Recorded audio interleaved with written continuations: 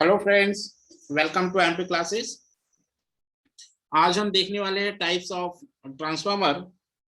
तो देखिए, ट्रांसफार्मर किस किस बेसिस पे क्लासिफाई होते हैं। ट्रांसफार्मर के यहाँ पे ABCDEF, इन शॉर्ट मैं कहूँ तो 6 तरह के ट्रांसफार्मर होते हैं और उन 6 टाइप के ट्रांसफार्मर का क्लासिफिकेशन अलग अलग तरीके से किया गया है। तो सबसे पहला क्लासिफिकेशन है उनका on the basis of construction, कि किस तरह उनको कंस्ट्रक्ट किया जाता है। दूसरा क्लासिफिकेशन है on the basis of transformation ratio. ये ट्रांसफॉर्मेशन रेशियो क्या होता है ये भी हम इसी के साथ में देखेंगे। तीसरा क्लासिफिकेशन है on the basis of number of phases. जिस तरह हम जानते हैं कि हमारे पास जो सप्लाई अवेलेबल होती है वो सिंगल फेज सप्लाई होती है, 3 फेज सप्लाई होती है। उसी तरह ट्रांसफार्मर को जब हम डिजाइन करते हैं तो on the basis of phases भी करते हैं, सिंगल फेज और 3 फेज। फोर्थ क्लासिफिकेशन है on the basis of cooling. जब ट्रांसफार्मर वर्किंग कंडीशन में होता है तो उसमें बहुत हीट जनरेट होती है, तो उसको कूल करने के लिए हम कूलिंग मेथड लगाते हैं। उसके बेसिस पे ही ट्रांसफार्मर होता है, क्लासिफिकेशन होता है। और फिफ्थ नंबर ई टाइप है हमारा on the basis of windings, हम कितनी नंबर ऑफ वाइंडिंग इसमें यूज करने वाले हैं। और लास्ट और 6 नंबर जिसको हम कहेंगे on the basis of services. तो डिपेंड करता है कि हम किस तरह की एप्लीकेशन के लिए ट्रांसफार्मर को यूज कर रहे हैं, तो उसको कहते हैं हम सर्विस, या किस तरह की सर्विस के लिए हम यूज कर रहे हैं, तो सर्विस के बेसिस पे भी हमने ट्रांसफार्मर को क्लासीफाई किया है। तो आइए सबसे पहले स्टार्ट करते हैं पहला क्लासिफिकेशन ए टाइप से, on the basis of construction. तो जब हम ट्रांसफार्मर को कंस्ट्रक्ट करते हैं तो कंस्ट्रक्ट करने के 2 पैटर्न है। मेनली ये बेसिक कंस्ट्रक्शन फीचर है। पहला है कोर टाइप ट्रांसफार्मर। ट्रांसफार्मर को मैं एक्स और इसके ऊपर पावर लगा के MER या अपोस्ट्रोफ MER करके भी लिख सकते हैं। ये ट्रांसफार्मर को शॉर्ट में लिखने का तरीका है, इसको आप लोग भी फॉलो कर लीजिएगा। तो पहला है कोर टाइप ट्रांसफार्मर और दूसरा है शेल टाइप ट्रांसफार्मर। तो इसके स्ट्रक्चर में हम देखते हैं कि इसको हम किस तरह डिस्टिंग्विश कर सकते हैं, या इस तरह हम इसमें हम किस तरह अंतर बना सकते हैं कि कोर टाइप ट्रांसफार्मर और शेल टाइप ट्रांसफार्मर में क्या अंतर है। तो ये जो पहला वाला बना है ये है हमारा कोर टाइप ट्रांसफार्मर। जो पहला लेफ्ट वाला डायग्राम है ये है हमारा कोर टाइप ट्रांसफार्मर, और ये जो सेकेंड वाला है ये है हमारा शेल टाइप ट्रांसफार्मर। ये है हमारा शेल टाइप ट्रांसफार्मर। अब देखिए इसमें जहां कंस्ट्रक्शन में हमें दिखाई दे रहा है कि ये जो ऊपर वाला पार्ट है इसको अपन योक कह रहे हैं, और ये वाली जो वर्टिकल लिम्ब है जो खड़ी है, ये जो बनी है वर्टिकल है ना, इसको अपन कहते हैं लिम्ब कहते हैं। ये कोर है ना, ये कोर है। तो ये योक है और ये कोर है। अब ध्यान रखिएगा जो वाइंडिंग्स को वाउंड करने का जो पैटर्न है उसके बेसिस पे ये क्लासिफिकेशन डिसाइड हुआ है। तो यहाँ पर हम देखें कि किस बेस पे हमने क्लासिफाई किया है। ये कोर है और कोर के ऊपर हमने 2 वाइंडिंग, यहाँ पे 2 कलर दिख रहे हैं आपको वाइंडिंग के, एक अंदर दिख रहा है और एक कलर आपको बाहर दिख रहा है। अंदर वाला कलर हल्का सा पिंक है इस तरह का, राइट, और उसके ऊपर मैंने येलो कलर का कलर शेड किया है। तो यहाँ पे 2 वाइंडिंग्स अरेंज होती है। पहली जो वाइंडिंग होती है जो इनसाइड है, इनसाइड वाली वाइंडिंग, ये वाली वाइंडिंग ये होती है LV वाइंडिंग, है ना। और ये जो बाहर जो वाइंडिंग है येलो कलर से ये होती है HV वाइंडिंग। तो लो वोल्टेज और हाई वोल्टेज 2 तरह की वाइंडिंग होती है। तो जब कोर को वाइंडिंग है ना, कोर के ऊपर वाइंडिंग को रैप किया जाता है, वाउंड किया जाता है, तो इस तरह की कंस्ट्रक्शन को हम कोर टाइप ट्रांसफार्मर कहते हैं। और हम maximum transformer core type transformer ही बनाते हैं, और हाई रेटिंग के लिए जो ट्रांसफार्मर यूज होते हैं वो कोर टाइप ट्रांसफार्मर होते हैं। तो डेफिनेशन समझ गए, जब कोर के ऊपर हम वाइंडिंग को रैप करते हैं तो उसको कोर टाइप ट्रांसफार्मर कहते हैं। और दूसरा देखिए shell type transformer. Shell type transformer में क्या होता है, हमारे पास ये इस तरह का कंस्ट्रक्शन होता है, और जो बीच वाली लिम्ब है, दिस लिम्ब है ना, इस लिम्ब के ऊपर हम क्या करते हैं, वाइंडिंग को रैप करते हैं। तो यदि आप देखेंगे तो ये भी एक लिम्ब है और ये भी एक लिम्ब है। तो हम क्या कह सकते हैं कि winding are surrounded by core. ये क्या है, बेसिकली कोर है ना, ये कोर है वर्टिकल वाला पार्ट, और इसको शॉर्ट में अपन लिम्ब कहते हैं। मतलब आउटर साइड, यदि आउटर बॉडी कहने की बात करेंगे तो लिम्ब कहलाएगा, क्योंकि ये पूरी मिलके एक सॉलिड स्तंभ बना, पिलर जिसको अपन कहेंगे, तो अपन इसको लिम्ब कहते हैं। और यदि आप इसको इंडिविजुअली स्लाइड वाइज या सेपरेट करना, सेपरेट पैटर्न में कहना चाहेंगे तो आप इसको कोर बोलेंगे। तो ये कोर है। तो इसमें क्या होता है कि winding is surrounded by core. देखिए ये वाइंडिंग है और इसके बाहर ये कोर है और इसके बाहर इस साइड भी कोर है, ठीक है। और यहाँ पे कोर टाइप में क्या हो रहा था, core is surrounded by winding. Shell type में क्या हो रहा है, winding is surrounded by core, so that is the difference. दूसरा ये लो सेल टाइप ट्रांसफार्मर जो होता है वो लो रेटिंग के लिए यूज होता है। और इलेक्ट्रॉनिक सर्किट आपने जो अपने घर का रेडियो, ट्रांजिस्टर या टीवी में जो ट्रांसफार्मर देखे होंगे या स्टेबलाइजर में जो ट्रांसफार्मर देखे हैं वो अपने सेल टाइप ट्रांसफार्मर होते हैं। और जो पोल पे हमें फील्ड में दिखाई देते हैं वो हमारे कोर टाइप ट्रांसफार्मर होते हैं। इसके बाद हमारा सेकंड क्लासिफिकेशन है। सेकंड क्लासिफिकेशन है B, on the basis of transformation ratio. अब ये ट्रांसफॉर्मेशन रेशियो क्या है, सबसे पहले इसको समझने के लिए हमें ट्रांसफॉर्मेशन रेशियो समझना पड़ेगा कि ये ट्रांसफॉर्मेशन रेशियो क्या है। देखिए जैसा कि हम जानते हैं ट्रांसफार्मर पे दो वोल्टेज होते हैं, एक तो प्राइमरी साइड का वोल्टेज, दूसरा सेकेंडरी है ना।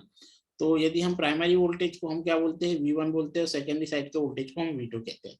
तो जो रेशियो होता है secondary voltage to the primary voltage, इसे हम ट्रांसफॉर्मेशन रेशियो कहते हैं। और इसको हम ऐसा भी लिख सकते हैं V2 by V1 equal to N2 by N1 equal to E2 by E1 और equal to I2 by I1। ये इनवर्स रिलेशन होता है करंट के साथ में, बाकी सेम होता है। तो यदि मैं इसको शॉर्ट में लिखना चाहूँ K इक्वल टू, आपको यदि रिमाइंड करना है, याद रखना है, तो आप देखेंगे N E और V सेकेंड वाले, सेकेंडरी है ना, secondary turns, secondary induced EMF और सेकेंडरी वोल्टेज, ये सारे क्या है, सेकेंडरी है। और डिनोमिनेटर में हम देखेंगे एन प्राइमरी का, ई प्राइमरी का और वी प्राइमरी का। तो एन ई वी प्राइमरी का इस रेशियो है किसके बराबर, I2 बाई I1 के बराबर। तो एक ये इनवर्स रिलेशन अपने को यहाँ से मिलता है।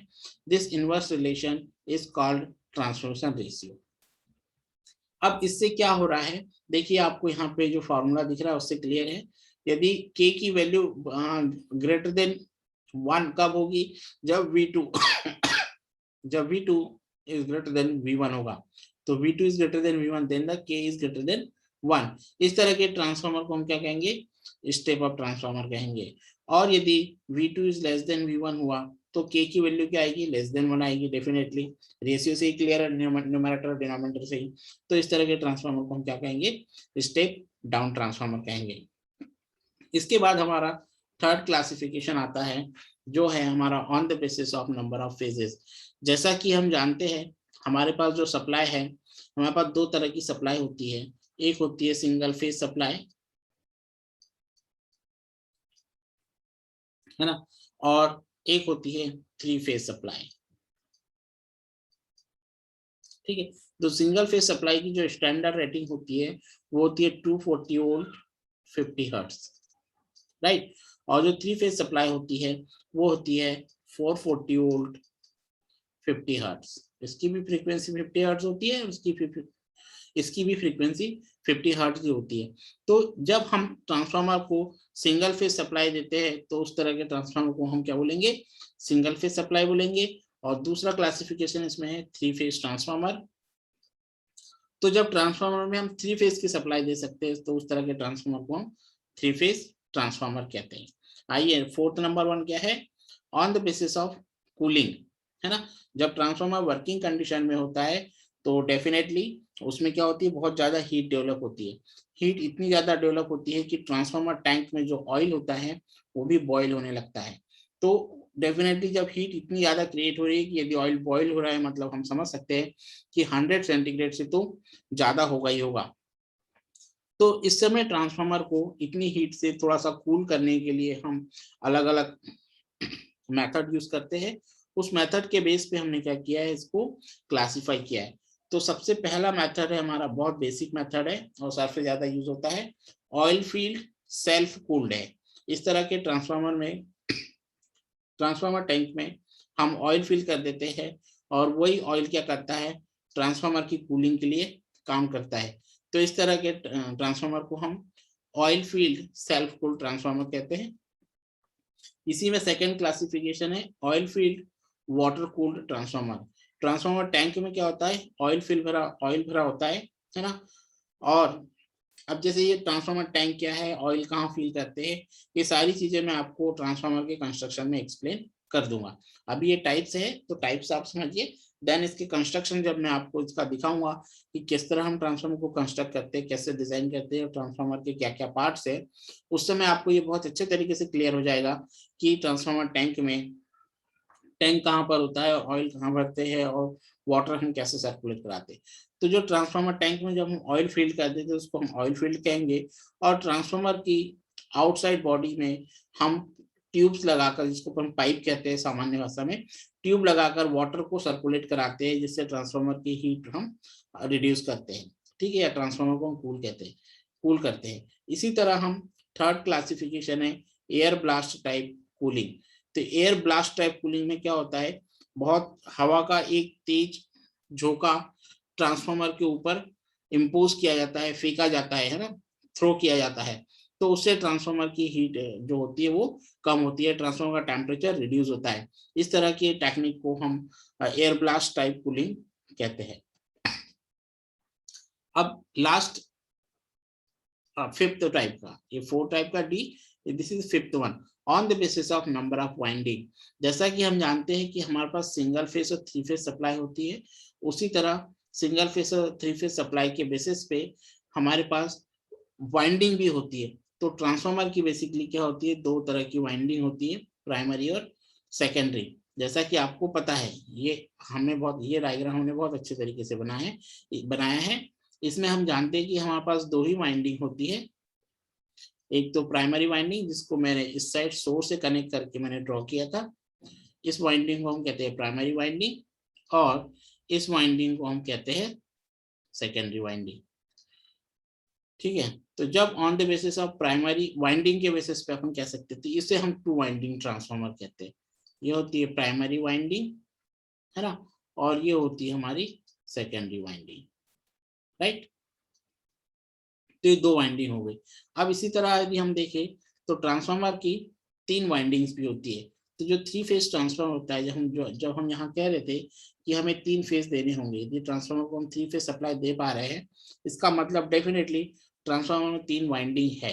तो हम कह सकते हैं कि यहाँ पे वाइंडिंग के बेसिस पे यदि हम ट्रांसफार्मर का क्लासिफिकेशन देखें तो ये थ्री फेज ट्रांसफार्मर होगा। ठीक है, तो इस थ्री फेज ट्रांसफार्मर को हम इस तरह ये डायग्राम बना सकते हैं, और इसमें हम क्या लगाएंगे, तीन वाइंडिंग्स लगाएंगे। तो तीन वाइंडिंग देखिए, एक वाइंडिंग हम यहाँ पे रैप करेंगे लाइक दिस, सेकेंड वाइंडिंग हम यहाँ पे रैप करेंगे, ये सेकेंड वाइंडिंग, और थर्ड वाइंडिंग हम यहाँ पे रैप करेंगे,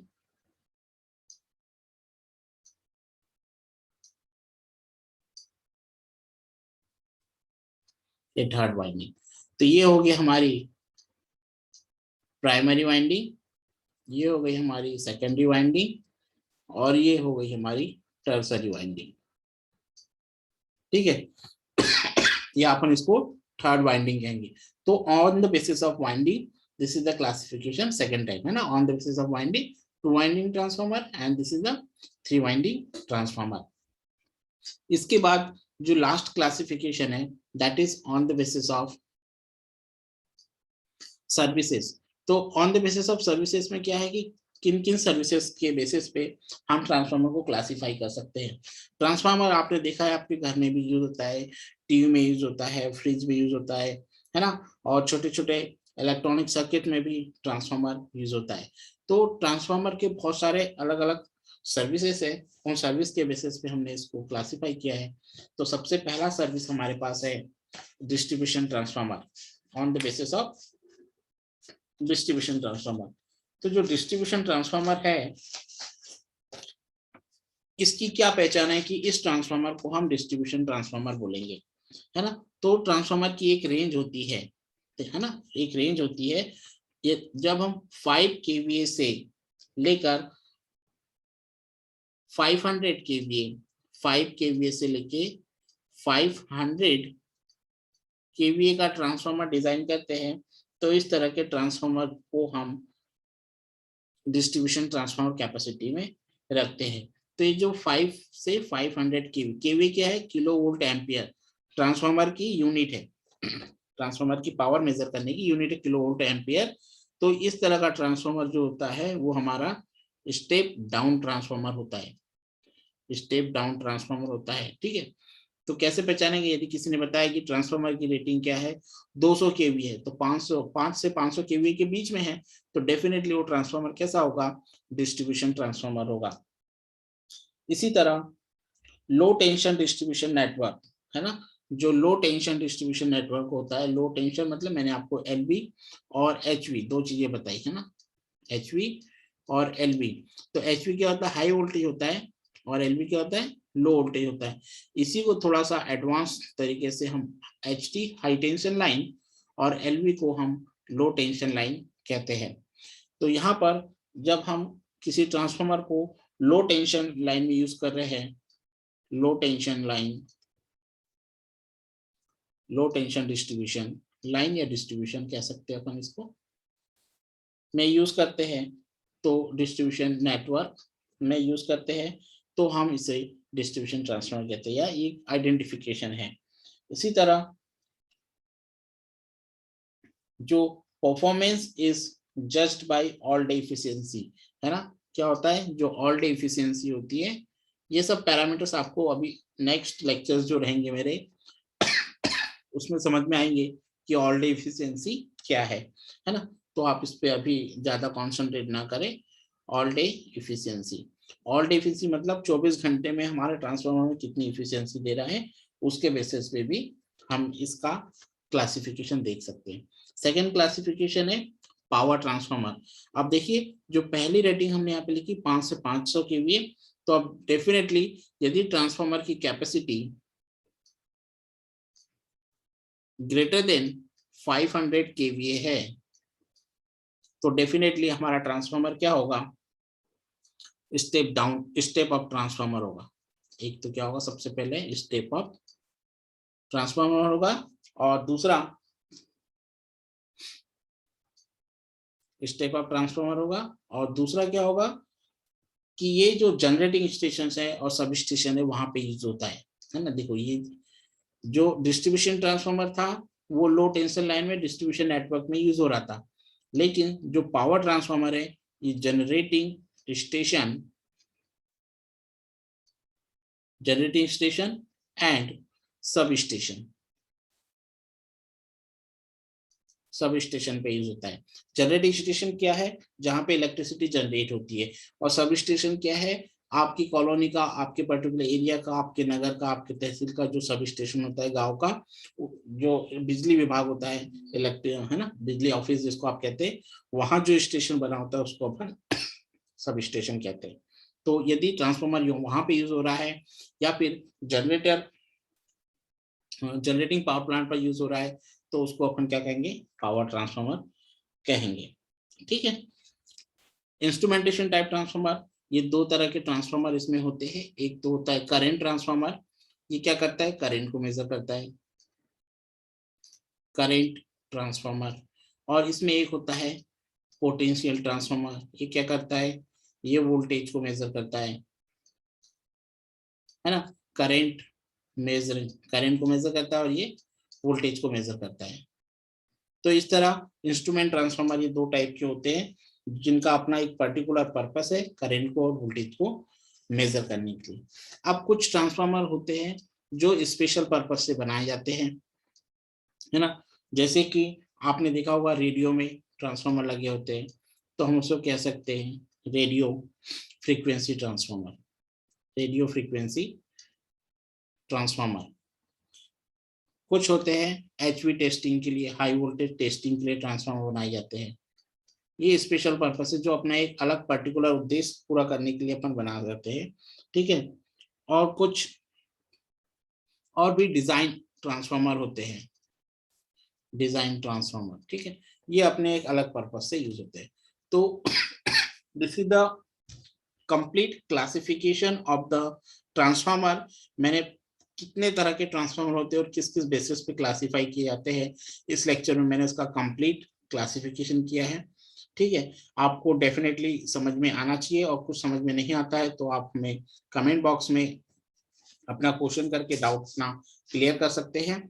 ये लेक्चर यदि आपको पसंद आया हो तो प्लीज लाइक करें, शेयर करें और अपने फ्रेंड्स को भी बताएं, और हमारे चैनल को सब्सक्राइब करें। ये चैनल बेसिकली इलेक्ट्रिकल इंजीनियरिंग के स्टूडेंट्स के लिए बनाया गया है, जिसमें मैं जो भी चीजें बताऊंगा वो काफी डीप लेवल पे बताऊंगा, जिससे कि आप किसी कॉम्पिटिटिव एग्जाम में या गेट को क्वालिफाई कर सके, और या फिर किसी कंपनी के इंटरव्यू क्वेश्चंस को भी हम यहाँ पे डिस्कस करेंगे, तो जिससे आपको इंटरव्यू देने में या प्लेसमेंट लेने में काफी हेल्प मिलेगी। तो आज के लेक्चर को सुनने के लिए बहुत बहुत धन्यवाद।